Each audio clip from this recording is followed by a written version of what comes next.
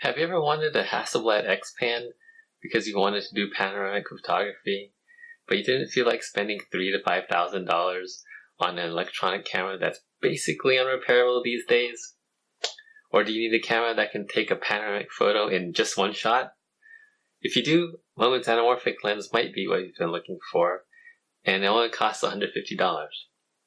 In this overview, I'll tell you what it's like to use this setup for panoramic photography, and a little bit about what kind of image quality you can expect.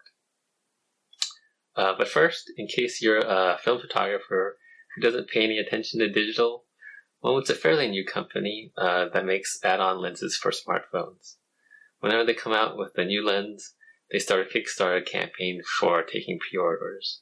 And they're great at communications, so you always know what's happening with the production process.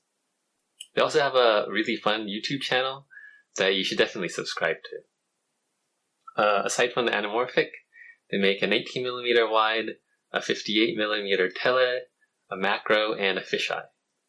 I also have the 58mm, and I'm thinking about getting the wide, so I might make a video about that in the future. Just so you know, the lenses come with a pouch and a front lens cap, and they're fine for the anamorphic, but for this tele, the pouch is a little small, and the front lens cap is kind of tight. I'm always worried about dropping it when I'm taking the cap off, so to avoid that problem, I would get one of their lens cases.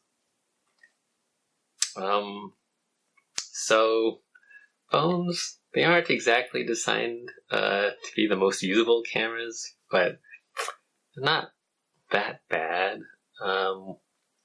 To use a lens on your phone, you need one of their cases.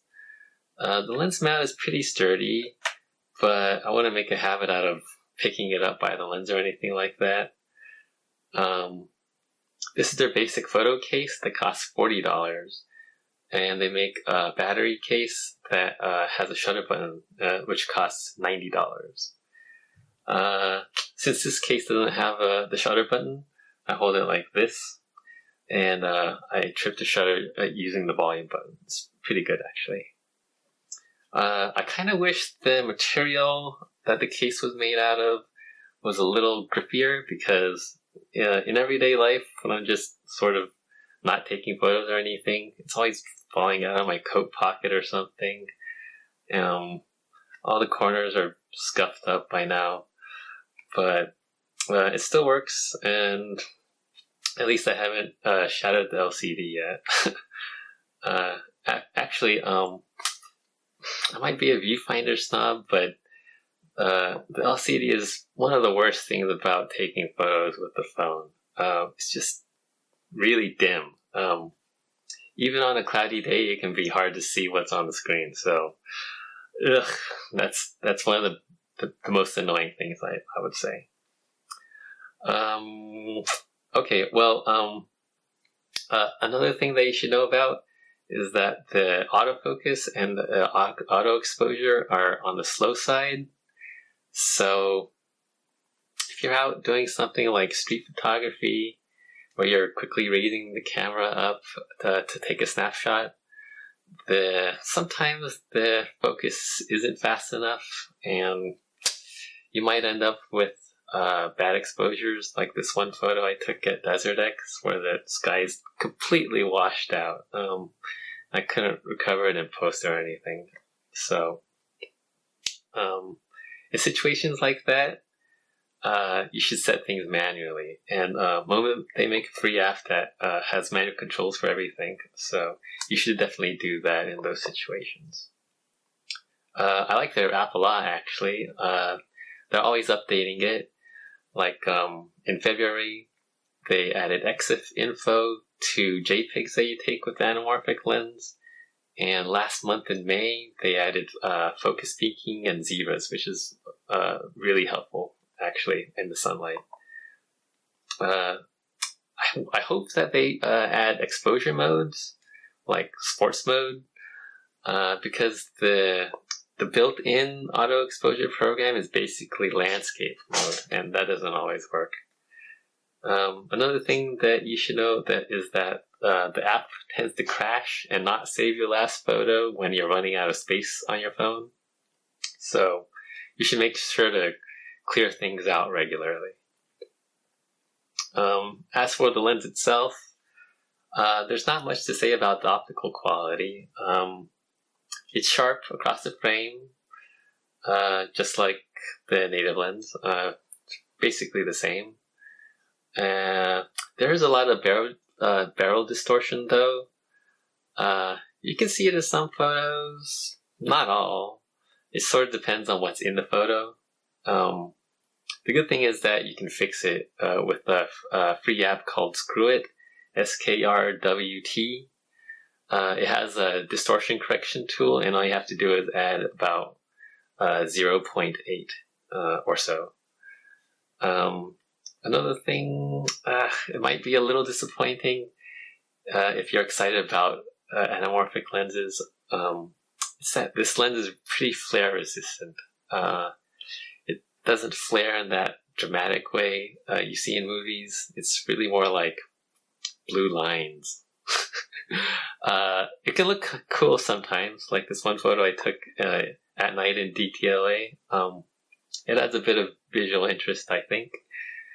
But, you know, if you're really looking forward to those spacey lens flares, you're not really going to get it with this.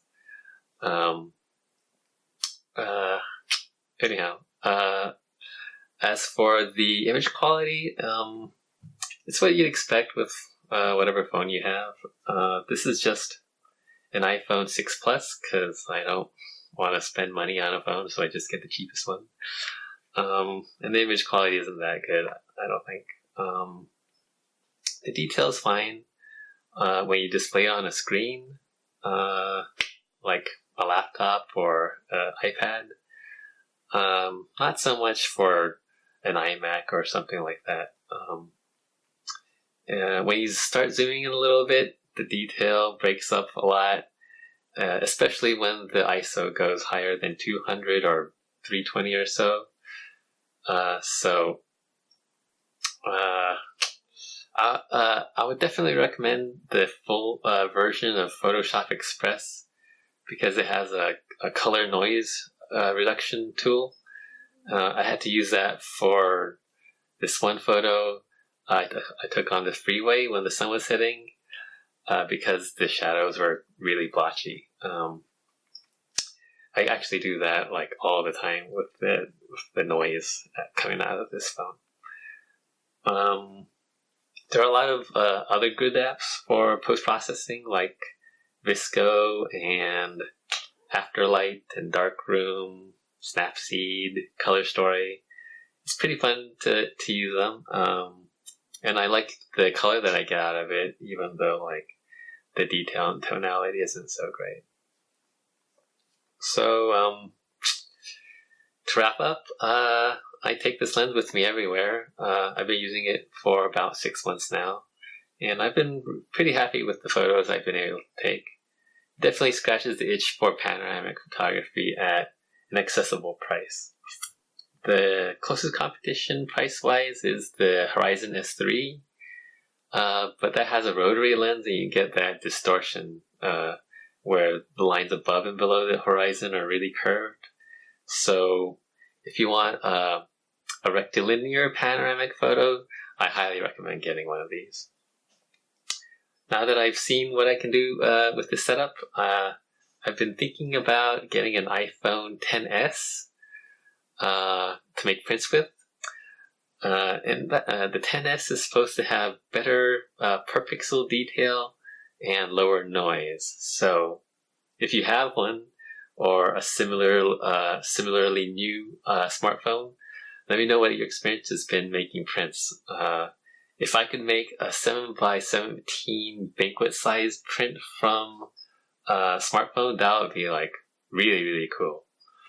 And also, it would be cool to put the anamorphic lens over the portrait lens for the narrower angle of the view. That would be cool. That would be great.